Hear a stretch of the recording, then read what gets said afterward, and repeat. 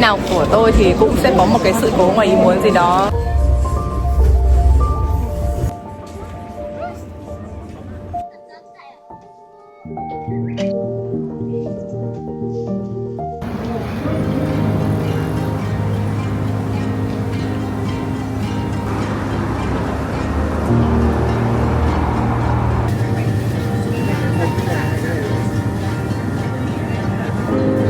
Ngày hôm nay thì nhà mình sang thành phố biển Kamakura chơi. Có lẽ vì sáng nay là cuối tuần và mọi người được nghỉ làm nên tàu lại không quá đông.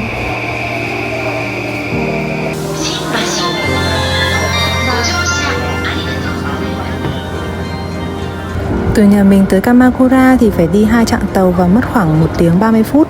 Chặng đầu tiên thì mình ngồi tàu từ ga Sugamo đến ga Shinbashi khoảng 25 phút. Và chặng thứ hai thì từ ga Shinbashi đến ga Kamakura khoảng 60 phút. Ga Kamakura này thì khá gần chùa Kotoku-in, tuy nhiên thì nhà mình không ra chùa mà lại tìm đường để đi ra bãi biển. Mình tìm đến bãi biển Yuigahama vì thấy ảnh trên mạng là nơi này có thể nhìn thấy núi Fuji. Lúc mà mình đến ga tàu này thì mình không ngờ là ga lại đông đến như thế. Xếp hàng và chờ tàu cũng rất là lâu, phải khoảng 15 phút mới có một chuyến tàu ấy. Tàu ở Kamakura thì là tàu cổ Enoden, đi khá là chậm nhưng bù lại thì màu của nó rất là đẹp giống như là trong phim vậy. Diễn viên Hàn Quốc.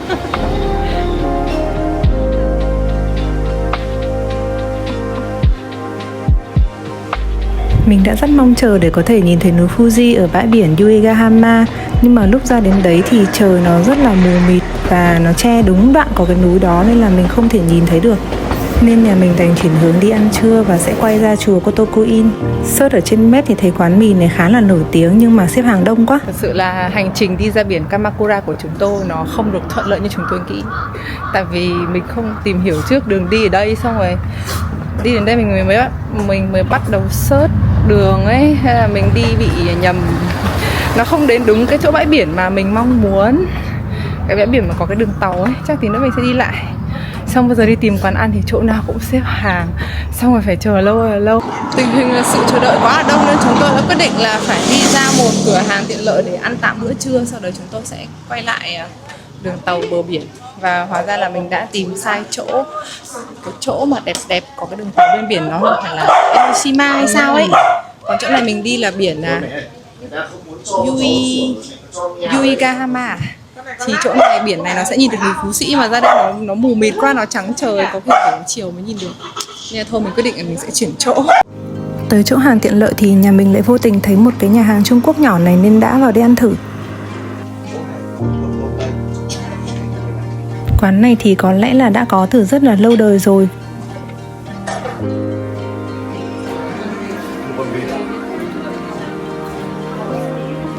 Trong quán còn có một phòng riêng dành cho những vị khách mà mang theo thú cưng của mình nữa. Nhưng mà công nhận quán này là bé thì bác chỗ ngồi không dùng nhiều. Quán này bé xíu nhưng mà Có một nhà họ còn mua đồ ăn, họ ngồi bên cạnh ăn đấy.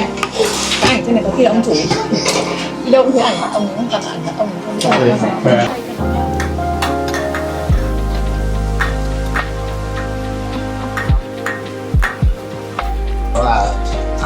Đây cái cá này á, cái cá bé xíu rồi này. Đây. Anh xem review của nó bảo là cái miếng cá bé xíu này là có hay ăn con cá và đặc sản của con cá này. Để em ăn thử. Phải ông Long ăn con tôm đi ạ. Nó lạ lắm, thơm cực. Nó không bị tanh đâu mà nó rất là bé xíu luôn ấy. Nhưng mà ăn nó như kiểu từng cái thớ thịt của con cá mà bé xíu ấy. Không, tầm đấy là ăn cũng ngon rồi nhưng mà không để ngon như hôm nay đâu. Cơm chiên này ngon nhỉ? Cơm chiên tất cả kiểu Việt Nam vị cái nào Việt Nam. Giờ em lấy mẹ cái thìa. Cái quán này ăn mình thấy còn ngon hơn. Mình sẽ hợp ăn cái này hơn. Do là nó hợp nó của mình hơn rồi ạ. Và gói salad rồi. Thơm quá. Bà bên kia. Độ thơm quá.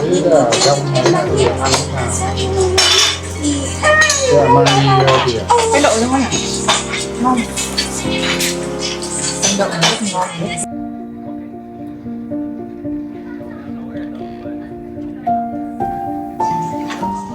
Giờ thì nhà mình đang trên đường đến chùa Kotobuin, chỗ mà có tượng Đại Phật Daibutsu.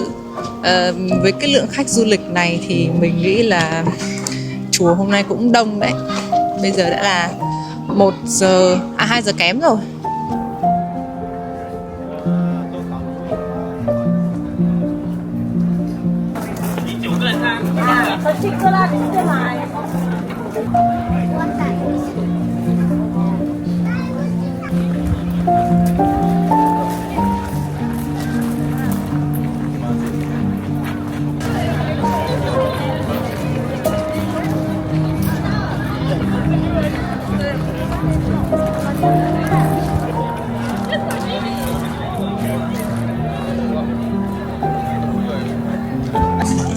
Cái tượng Đại Phật ở đây ấy là cái bức tượng Đại Phật to thứ 2 ở Nhật Bản và làm bằng đồng. Bức tượng này thì cao 11,3 mét. Đấy là không tính đế nhá, và nó nặng đến 121 tấn. Nó là cái bức tượng đồng cao thứ 2 tại Nhật ấy. Còn cái bức tượng Phật đồng mà to nhất thì nó nằm ở Nara. Và cái chùa đấy thì mình đã đi 2 năm trước rồi. Và bây giờ thì mình đến đây. Tượng này nhìn cũng rất là to. Mà cái tượng Phật ở Nara thì như là tượng bằng đồng đen. Còn cái bức tượng này thì mình thấy nó xanh xanh, mình không chắc nó không phải là bằng đồng đen, nó là bằng một loại đồng khác. Phía đằng sau của bức tượng Đại Phật là một cái khu vườn hoa anh đào rất là rộng. Rất là nhiều cây hoa anh đào ở đây nè.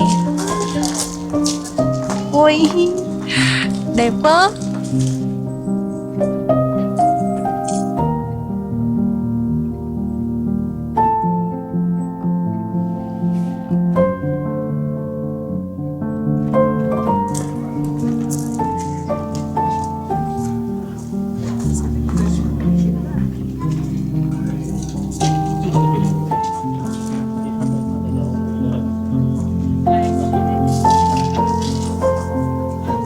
Cái này là đôi dép rơm Warazori Nhật Bản truyền thống. Nó dài khoảng 1m8 nha. Chắc đây là đôi dép to nhất Nhật Bản mất. Cái đôi dép này là đôi dép mà Đức Phật đi. Ký sự chúng tôi lỡ tàu đông dã man. Cái tàu này là lai tàu gì nhỉ? Ký sự lắm, mắc ký sự lắm nhưng mà không nhớ lai tàu này là tàu gì ấy. Eno đen đúng không? Tàu cổ, chuyến tàu cổ Enoden rất đông như tôi nghĩ là mọi người đều đi ra biển Enoshima để ngắm hoàng hôn. Chúng tôi không thể chen được, cả đoàn cả chúng tôi đi hết rồi, 9 người thì 7 người đã lên được ra tàu, kể cả 2 em bé và sót lại chúng tôi. Còn 2 người bị rớt, không thể chen nổi vì bị bảo vệ chặn ở cửa, không cho lên tàu nữa. Không cả. Tại vì rớt một người, chúng tôi quyết định rớt 2 người. Rớt 2 người. Ôi, mà 12 phút nữa mới có một chuyến tàu tiếp theo. Cái tàu cổ nó đi chậm ấy, nó không đi nhanh như mấy cái tàu bình thường ở các cái ga trung tâm mà mình hay đi. Thôi, đành chịu chứ biết làm sao. Đi nào của tôi thì cũng sẽ có một cái sự cố ngoài ý muốn gì đó. Không sao cả, chúng tôi đã khó quen với điều này. Chúng tôi đã khó quen với điều này. Ghế ngồi tao không chắc đâu. Tao thấy đông lắm. Đang đâu còn gì nữa. Tôi đang xếp ở vị trí đầu tiên. Đầu tiên. Lúc nãy chúng tôi đứng cuối hàng và chúng tôi đã bị kẹt. Chúng tôi chụp một bức ảnh kỷ niệm cho sự cố lần này. Thế nhưng mà nhìn ảnh nó cứ mờ ảo như kiểu là chụp từ máy giặt ấy. Nhìn chán không?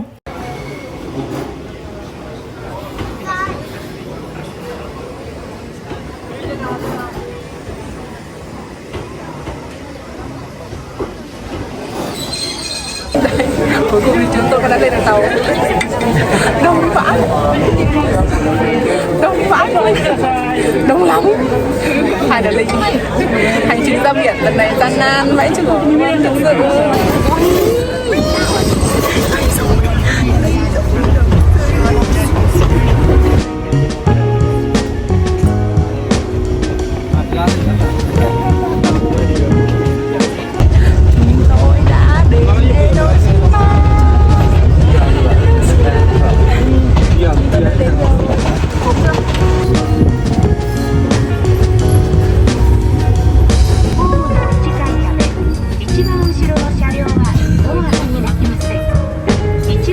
Tôi đã đến biển Enoshima. Và em tôi, một người đeo một đôi đít chai trên mắt thì nó bảo rằng là nửa trên cái kính sạch thế, nửa bên dưới kính bẩn thế nhỉ. Nhưng thực ra là không ạ, bên trên người ta mở cửa kính là nửa dưới, nửa trên làm gì có kính. 次は星越え、星越えでございます。お出口は右側です。 Lúc mà xuống được đến ga Enoshima thì đến đây cũng khoảng 4 giờ chiều, khá là muộn và cũng dần tắt nắng rồi. Mình thực sự rất là tiếc vì mình không tìm hiểu trước đường đi đến đây nên là đã bị phí khá là nhiều thời gian để tìm đường ấy. Bây giờ thì mình đang đi ra đảo Enoshima Island.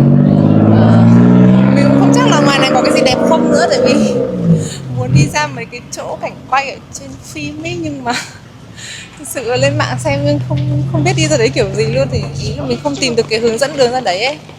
Nên thôi bây giờ mình sẽ đi thử lên trên đảo này xem có cái gì chơi không. Đường đi lên cái chỗ đảo này khá là dốc, cho nên là bố mẹ mình không leo được lên đây nên mọi người đã đi ra bãi biển trước. Bây giờ thì mình sẽ đi lên đảo này xem là có cái cảnh gì đẹp ở trên này không.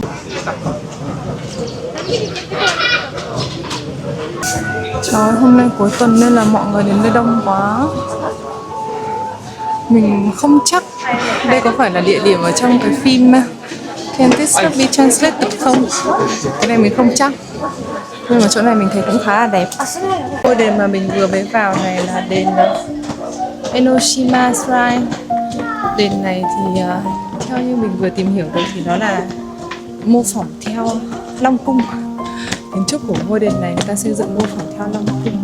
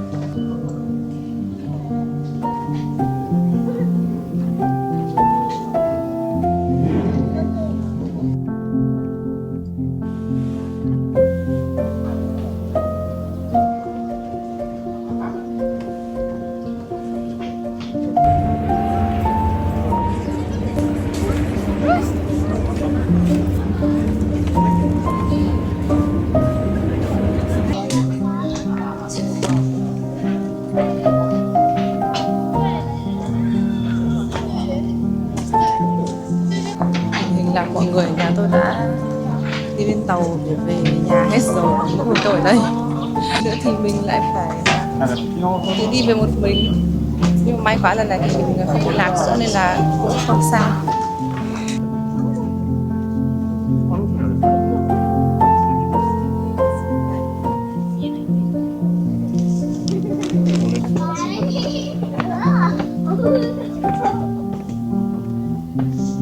Đi hết ngôi đền này thì mình đã nghĩ là ở trên đảo không còn gì nữa nên mình đã định quay ra cửa để đi về. Sau đó thì mình lại nhìn thấy cái biển chỉ dẫn này chỉ ra chỗ hang Iwaya nên là mình đã quay lại. Mình đang tìm đường đi ra cái chỗ, cái đường mà ở cái dốc ở trên đảo Enoshima này mà quay ở trong phim Can This Be Translated. Đẹp quá. Bây giờ mình sẽ đi ra đấy. Đây, mình đang đọc cái bảng hướng dẫn ở đây. Chỗ này nó ghi là đây là thung lũng Futatsu. Thung lũng được thắt lại bởi eo biển Enoshima.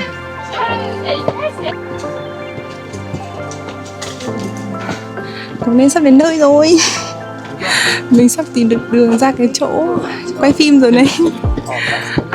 Chỗ này còn có thể đi ra được chỗ để nhìn được núi Fuji này. Mình đi đến gần cuối đường thì có một ngôi đền này. Liệu đây có phải là ngôi đền quay phim không nhỉ? Đây, ngôi đền này là đền Okutsumiya. Thần được thờ phụng ở đây là thờ nữ thần Tagiri Hime no Mikoto. Đó. Ôi, đền này đã được xây từ lâu lắm rồi ấy. Ở đây là có từ năm 1841 cơ. Vị thần này hình như là thần rồng thần ấy. Chỗ này là nơi thờ rồng thần nha. Hành trình đi tìm... hình như là đây. Hình như đây rồi. Ui, đây đúng không?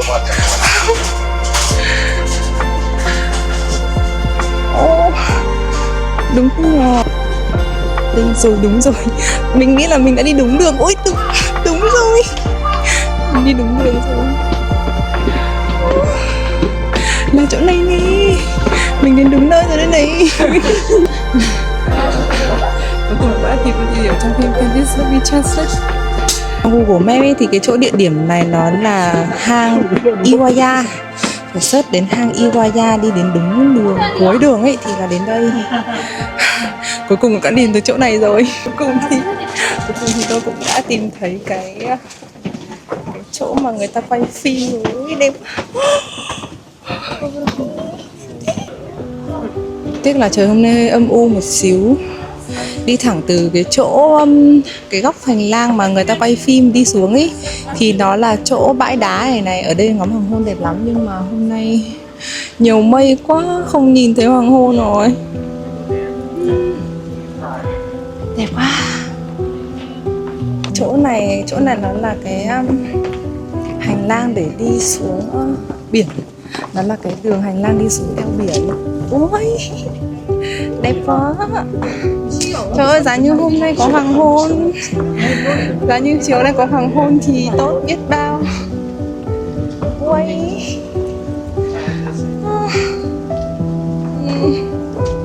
Nhưng mà không có hoàng hôn rồi. Buồn. Ê, nhưng mà cảnh ở đây đẹp lắm nha. À, lúc nãy mình đứng ở phía trên kia, mình chụp ảnh ở dưới cái thung lũng này, xong bây giờ là mình đi xuống dưới chân núi này, đến hết đảo là nó là cái chân của cái thung lũng. Sắp mình.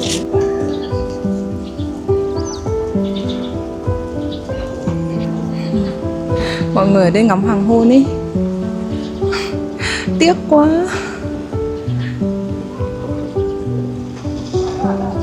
Không nhờ được ai quay cho. Không có chỗ nào đặt camera hết.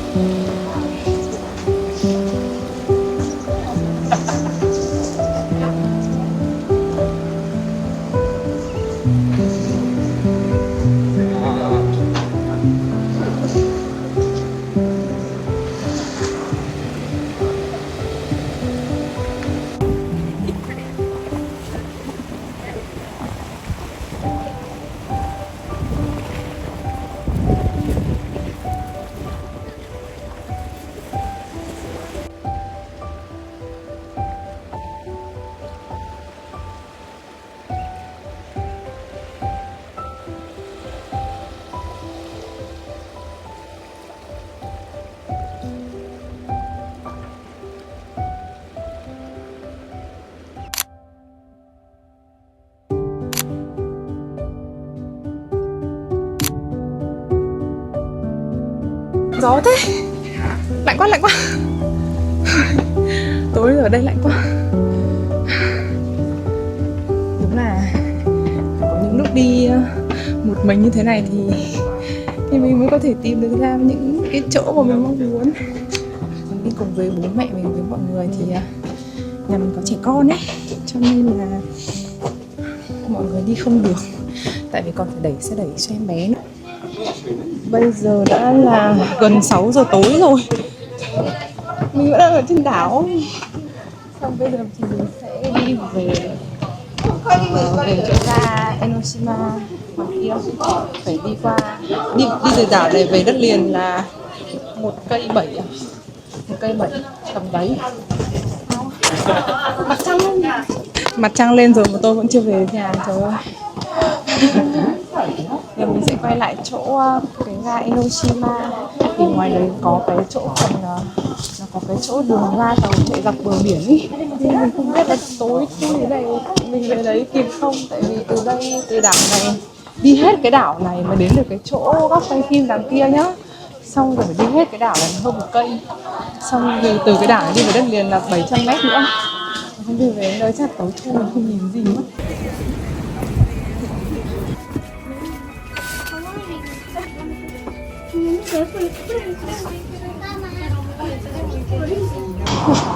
Ngẩn nga ngẩn ngơ đi nhầm, đi vào ga tàu không đi nhầm. Chết mất. Thật tuyệt vời. Trên con đường về nhà thì tôi lại tiếp tục đi lạc. Đây là lần lạc đầu tiên của tôi vào chuyến đi này lần này. Đi ở cái ga này nó lằng nhằng quá nên mình lại lạc. Và bây giờ mình đang không biết là đi hướng nào. Giờ thì nữa sẽ phải ra hỏi ông bảo vệ xem là đi hướng nào mình không đi ra lằng nhằng nhở. Mình cứ nghĩ là mình sẽ không lạc nữa, nhưng mà có vẻ như là cái sự lạc lẽo này nó không tha cho mình. Mình đã tìm được ga và bây giờ thì mình sẽ phải ra cổng số 3. Oh my god, sao mà nó lại đông thế này? Ôi, giờ này kiểu giờ mọi người đi làm về sao ấy đông thế? Ui, thì tôi cũng đã về được đến nhà. Hôm nay mình đã đi khoảng 20.000 bước chân và bây giờ chân của mình là tê liệt, bàn chân rất là đau luôn. Cuối cùng mình có về nhà từ cái chỗ từ chỗ đảo Enoshima để đi về nhà mình thuê căn hộ ở chỗ Sugamo ấy, ở gần Sugamo Station. Thì từ đảo Enoshima đến về nhà mình phải đi tàu hết 1 tiếng 45 phút rồi. Xa đấy. Đứng mỏi hết cả chân. Xong còn phải chuyển 3 cái nhà ga. Có một cái chỗ ga ở giữa trông nó hơi lằng nhằng nên mình hơi lạc lối một xíu. Bây giờ mình đã về nhà. Mai thì mình sẽ trả nhà ở Sugamo ở Tokyo để đi đến chỗ núi Fuji. Mình sẽ đi đến hồ Kawakuchiko. Chỗ đấy mình xem trên mạng thấy rất đẹp, không mây lắm. Ngày mai sẽ tiếp tục một hành trình mới và sáng mai mình sẽ phải dậy 5 giờ sáng. Ngày hôm nay chúng tôi vẫn chưa kết thúc. Ui, mặt không có tí phấn nào nhìn. Nó hát bọt ghê. Khô quá. Ôi, khô hết mồm miệng. Nãy tôi đã đi mua đồ rồi, tuy nhiên là người ta đang đứng ở giữa đường. Gì à? Chúng tôi đang đứng giữa đường và đi mua một chút quà về cho những người bạn. Chúng tôi chưa mua gì cho chúng tôi cả. Chúng tôi còn chưa gì hết cả. Chúng tôi chỉ có đốc. Nhưng mà thôi. recommend một quán rì ramen siêu ngon ở Quẹ. nó ngay đây thôi, đi qua Sugamo đi thẳng sang rẽ trái là nó đến rồi, ngay đây mất khoảng 2 phút đi bộ chứ. Search Google á? Vâng, search Google, à không, lên TikTok. À, lên TikTok. Ok, lên TikTok tìm quán mì ramen ở Sugamo à? Đúng, chính xác thì nó đã cái quán đấy. Chúng tôi cứ tưởng là ở đây nó vắng vẻ lắm, nhưng hóa ra là cũng gọi là có TikToker review ở khu vực này. Wow, thật là tuyệt vời.